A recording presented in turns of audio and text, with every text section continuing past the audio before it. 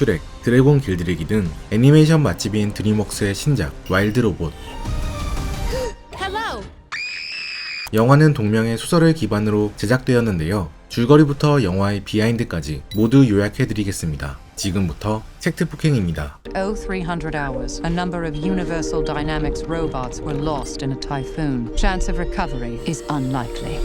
로봇을 가득 실은 화물선이 바다에 침몰하게 됩니다. 이 배에 실려있던 로봇 로즘 유닛 7134는 다행히 파도에 떠밀려 한 섬에 도달하게 되죠. 원래 이 로봇은 다른 로봇들처럼 파도의 부품이 망가져 깨어나지 못할 운명이었지만 수달들의 장난에 전원이 켜지며 눈을 뜨게 됩니다. 이때부터 로즘 유닛 7134, 일명 로즈의 여정이 시작되죠. Do you need assistance? 로즈는 사실 인간을 도와 여러 업무를 수행할 목적으로 만들어진 로봇이었습니다. 하지만 막상 로즈가 도착한 섬은 사람이 전혀 살지 않는 야생이었고, 로즈는 인간 고객을 찾지 못해 일단 동물들에게라도 도움이 필요한 것이 없는지 묻고 다니기 시작하죠. 하지만 야생에서 로즈는 무용지물이었습니다. 로즈는 술록을 따라다니다 발에 차이고 스컹크의 공격을 당하게 되죠. 그래도 로즈는 포기하지 않았습니다. 자연의 언어를 배우며 야생을 이해하려고 애쓰죠. 그러다 로즈는 알 하나를 발견하게 됩니다. 로즈가 조심스레 그 알을 집어들자 아기 기러기가 알을 깨고 나왔죠. 아기 기러기는 로즈를 보고 놀란 표정을 짓더니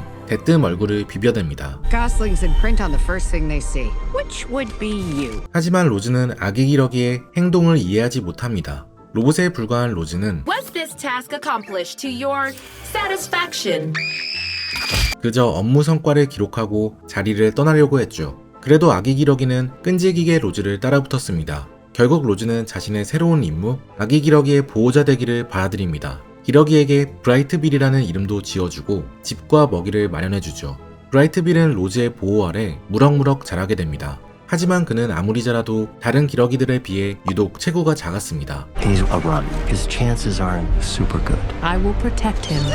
게다가 브라이트빌은 다른 기러기들에게 놀림까지 받았습니다. 다른 기러기들은 로봇인 로즈를 괴물이라 불렀고, 로즈의 보호 아래 있는 브라이트빌을 괴물의 자식이라 불렀죠. 하지만 브라이트빌은 진짜 기러기가 되기 위한 여정을 포기하지 않았습니다. 로즈도 브라이트빌이 기러기의 삶을 살아갈 수 있도록 그에게 헤엄치고 나는 법을 알려주려고 했죠. I can teach him the way my mom taught me. Swim! 하지만 경험이 중요한 수영과 헤엄은 이론에만 빠삭한 로즈가 알려주기 어려웠습니다. 로즈는 부족하지만 브라이트빌을 돕기 위해 다른 새들의 비행 기술을 연구하고 브라이트빌과 산등성 위에 올라 그가 연습하는 것을 도와줍니다. 결국 브라이트빌은 멋지게 하늘을 나는 데에 성공하게 되죠. 처음 나는 데 성공한 날, 브라이트빌은 잠꼬대를 하며 이렇게 말했습니다. 같이 날고 싶어요. 로즈는 그런 브라이트빌의 마음도 모른 채 열심히 나는 연습을 도왔습니다. 사실 로즈는 겨울이 되면 브라이트빌이 자신을 떠나야 한다는 것을 알고 있었습니다. 기러기들은 추운 겨울을 버티기 위해 남쪽으로 날아가야 했고, 겨울이 지난 후에야 다시 자신이 살던 곳으로 돌아올 수 있었죠. 시간이 흘러 겨울이 다가왔고, 브라이트빌은 로즈에게 배운 대로 힘차게 날아올라 다른 기러기들과 함께 섬을 떠나게 됩니다. 홀로 남게 된 로즈는 그 자리에 우두커니 남아 날아가는 브라이트빌을 쓸쓸히 지켜보았죠. 과연 브라이트빌은 남쪽으로 가는 여정을 끝까지 잘 마치고 다시 로즈가 있는 고향으로 돌아올 수 있을까요? 비하인드. 연출을 맡은 감독 크리스 샌더스는 야생과 로봇이라는 이질적인 그림을 한 장면에 그려내기 위해 비주얼적으로 고심을 많이 했다고 합니다. 일부러 자연 다큐멘터리까지 찾아보며 실제 야생의 느낌을 구현해내려고 했죠. 감독이 모티브를 얻은 작품은 디즈니의 초기작 밤비와 미야자키 하야오 영화의 이웃집 토토로였습니다. 거기에 프랑스 인상주의 화가 클로드 모네가 섞여 모네가 그린 미야자키의 숲속처럼 연출되었죠. 참고로 원작의 작가 피터 브라운은 스토리 아이디어를 로봇 그림을 그리다 떠올렸다고 합니다. 화면을 보시면 로봇이 나무 위에 올라가 있는데요. 작가는 이 낙서를 하다 문득 똑똑한 로봇이 야생에 떨어진다면 어떻게 될까를 상상하게 되었죠. 작가에 따르면 로봇이라는 단어는 극작가 카렐 차페크에 의해 처음 만들어지게 되었다고 합니다. 카렐은 희곡 RUR에서 처음 로봇이라는 단어를 만들어 사용하였죠. 희곡 RUR에서 로봇은 더 이상 인간을 주인으로 섬길 필요가 없다는 것을 깨닫고 인간에 대항해 자신들이 주인이 될 계획을 세웁니다. 이후 로봇이 인간에 대항하는 주제는 여러 소설과 영화 속에서 되풀이되었죠. 하지만 와일드 로봇 소설의 작가는 이와 정반대의 이야기를 하고 싶었다고 합니다. 공격성을 띤 로봇이 아니라 평화를 추구하는 로봇을 그리고 싶었죠. I do not have the programming. 로즈의 성우는 콰이어트 플레이스 첫째 날의 주연 배우 루피타 룡이 맡았는데요. 루피타는 일부러 로즈의 목소리를 긍정적인 감정을 담아 연기했다고 합니다. 흔히 로봇의 목소리는 감정이 없다고 생각하기 쉽지만 사실 시리나 알렉사들은 사람들이 긍정적으로 느껴지도록 밝은 목소리를 내고 있는 것에 착안했죠. I see your problem. 루피타는 일부러 영화 초반에는 가식적으로 꾸며낸 긍정적인 목소리를 연기했지만 점차 로즈가 브라이트빌이나 다른 동물과 교류하며 감정이 쌓여가자 목소리 또한 입체적이게 느껴지도록 연기했다고 하죠.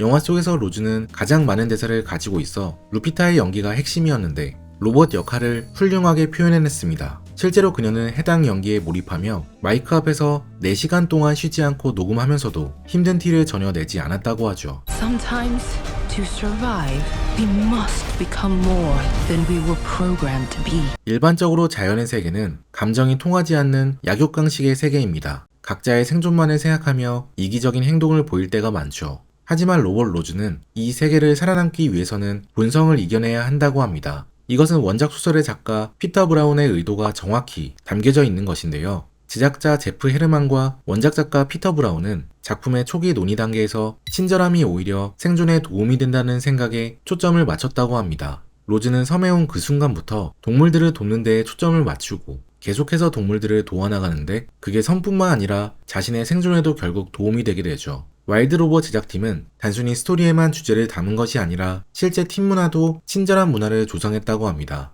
영화의 제작자 제프 헤르만은 영화계에서 일을 시작했을 초기만 해도 제작자가 되기에는 너무 착해 라는 말을 들었지만 그의 착한 성격 때문에 사람들이 자신을 편하게 여기고 많은 이야기들을 털어놓아 궁극적으로는 더 창의적인 작품을 만들 수 있었다고 했죠. 제작 기간만 약 1년이 소요된 와일드 로봇은 엄청난 애니메이션을 자랑합니다. 동물들의 털뿐만 아니라 피부의 움직임까지 시뮬레이션하며 제작됐고 새들이 날아가는 장면을 보여주기 위해 1억 개 이상의 깃털을 생성했다고 하죠. 또 나비가 날아가는 장면을 연출하기 위해 총 8만 마리의 나비를 만들어냈다고 합니다. 와일드 로봇은 동명의 원작 소설을 기반으로 하고 있는데 감독은 이 책을 딸의 학교 과제를 통해 처음 접하게 되었다고 합니다. 소설의 스토리는 큰 갈등 없이 로봇의 일상을 그리며 다소 잔잔하게 흘러갔지만 그 속에 감정을 건드리는 내용이 많아 자연스럽게 끌렸다고 하죠. 영화 와일드 로봇도 일반적으로 애니메이션과는 전혀 다른 구조를 띠게 됩니다. 보통은 선과 악이 대립하다 선이 이기는 구조로 끝이 나지만 와일드 로봇의 경우 명확한 영웅이나 악당이 존재하지 않으면서도 로즈의 감정 변화에 초점을 맞춰 흥미로운 이야기가 풀어지죠.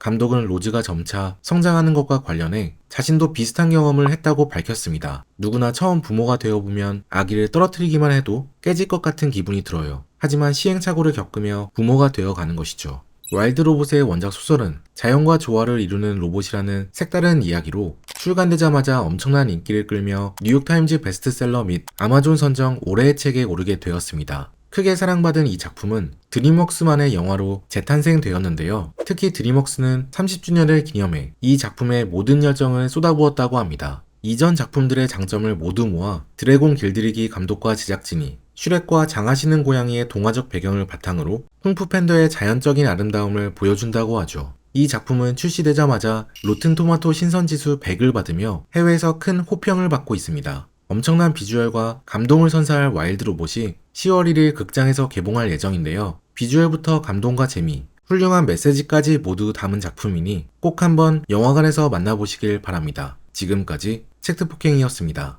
오늘 함께 본 영화 와일드 로봇, 감독 크리스 샌더스. I know that I'm well away from being a perfect